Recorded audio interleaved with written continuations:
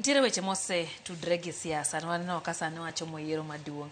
Samoro kopo ni ntiere rochruok kata midhiero mikelo kod ywaruok e weche mag siasa. Ere kaka ma kelo midhiero e go ohala e kind pinje mag COMESA? Erokamano kuom penjono.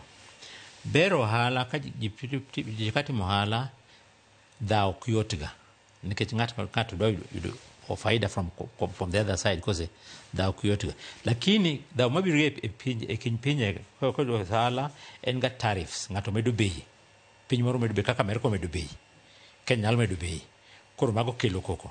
But war physical tega and politics koro biro pogro ka jo siasa in your country oko take advantage of change.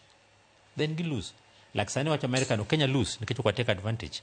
Ere kaka konjo wene wak take advantage? Kenya take advantage mokwongo wang'in market ma chal nadi. We make sure no supply market no kaka dwarre. Nikech give conditions ma dwarre. Kose. And we make sure no also more one go good at relationship kodgi mundu ko kigibedi. To koko kobete wathagre.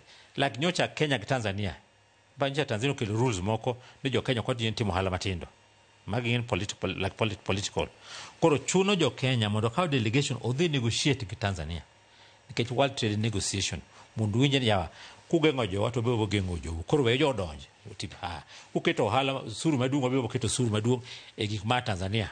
Nikech from Tanzania Kenya you kelo timber mogo oduma and other fruits biro mang'eny ka Tanzania. Koro wachon kutima to biro bobo gengo gi kukubi. Koro politics to nyako obet open to negotiate on interest magwa. Tango matimore kan tiere